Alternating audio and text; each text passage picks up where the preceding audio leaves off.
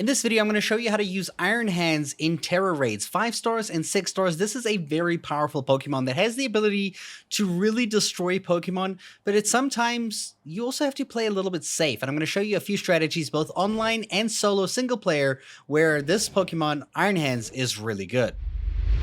So the first thing you should know is the Iron Hands that I'm using is level 100. It is IV trained, it is EV trained, it is the best it can possibly be. If you go ahead and look at its stats here, its HP is 512. It is a tanky boy. It's got 416 attack. Obviously, these are EV trained, and you can tell because of the stars that are blinking around the HP and the attack over there. So it is very good.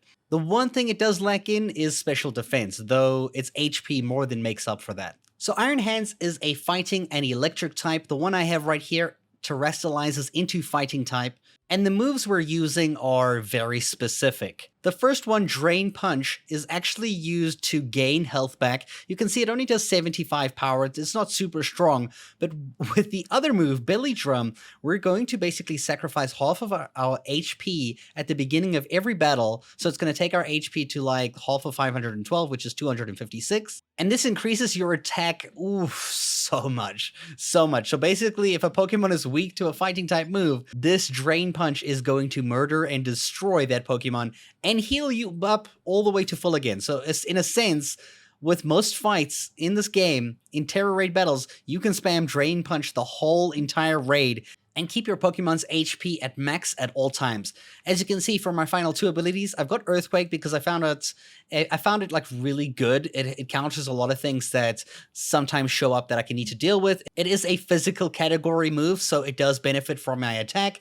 And if a Pokemon that I'm fighting is weak to ground type attacks, Earthquake is going to hit really hard. Not as hard as Drain Punch and a Wild Charge, which are the types that Iron Hands actually follows, because obviously Iron Hands is an electric fighting type. He's going to do more damage with Wild Charge and Drain Punch at all times anyway. And as you can see, Wild Charge is a dangerous ability. I wouldn't recommend using it often, only if you need to, because this does damage your Pokemon as well. And with your insane buff that you get with the amount of damage you do, you take almost 250 damage every time you use this ability, so be very careful.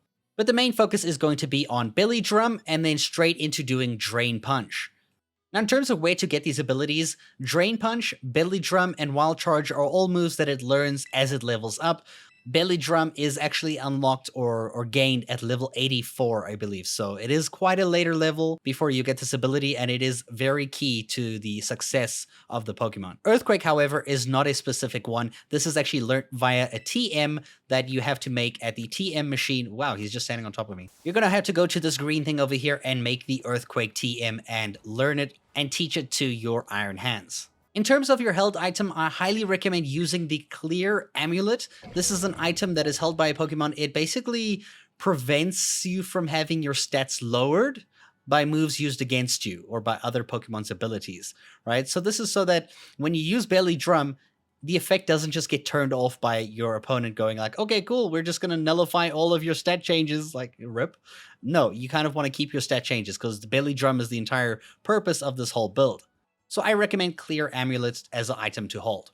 So now I'm going to show you some Tera raids I did with Iron Hands and show you how to play it and what kind of scenarios you might face. This is a 5-star flying type, Tera type Gardevoir. Now during every single battle, you'll immediately use Belly Drum straight off the bat. As fast as you can, use your Belly Drum. Man, she almost tried to use Disable on me, and luckily it failed. I use Belly Drum, it takes down half of my HP down to 256. And increases my attack to a very, very high amount. Now, this is a flying type, which means my fighting and ground types are not going to work well, so I'm going to use my electric type Wild Charge, which is going to hit incredibly hard, and you need to get the hit off early on in the raid before the Pokemon has the shield up. If you land this hit early on, you're able to do as much damage as I did. Some Pokemon, you will even kill them in one go. But however, that Wild Charge, like I said earlier, does a lot of damage back to you as well, so I sacrificed my entire Pokemon, and it died, so that I could do that much damage.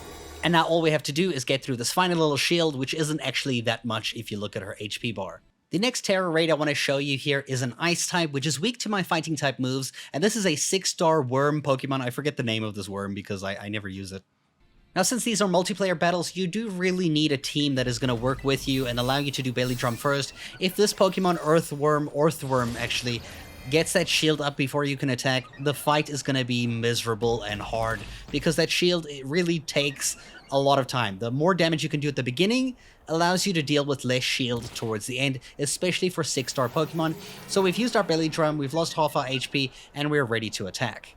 Now our next move is going to be Drain Punch, super effective fighting move that is going to allow us to heal back to maximum, as well as do a lot of damage. You can see our HP there was 211. We're going to do our attack here, deal a decent amount of damage. Orthworm seems to be able to take a nice hit there. Some Pokemon get hit a lot harder, and we did manage to heal ourselves up a bit too. This is not a bad raid though. All you have to do is keep spamming that Drain Punch. As you can see here, we got lucky. Orthworm didn't put up its shield yet, and we managed to get its HP down to this low. Especially for a 6-star, this is really good. Now that shield usually comes up when the Pokemon just passes half health, or the timer goes below half as well. So you want to get its HP like below the half point, but by a lot. You know, you want to hit it with a really strong move, and at this point you're just going to keep hitting it and then eventually terrestrialize yourself. Now I have the fighting Tera type on my Iron Hands, and we're going to use Drain Punch, and it should deal a massive amount of damage even in the state over there. As you can see here, we basically took out this Pokemon before the timer even reached halfway, and this was the 6-star one. Now, I want to talk about doing challenges alone, even 6-star ones. This is a Hippowdon, which is a dragon type, which isn't weak to me at all. We can still do this with Iron Hands. You might be thinking, but AI opponents suck, they're garbage. That might be so, they might not do a lot of damage, but if you know that you have the damage, there is one thing a lot of people forget about AI opponents. When AI opponents die, they do not lose time in the timer bar. Like when you die, a big chunk of the timer bar disappears. But if the AI dies, nothing happens to the timer bar, and they will also use buffs like, you know, increasing your defense or your toughness, or even healing, or even using that buff that goes all out to increase your damage.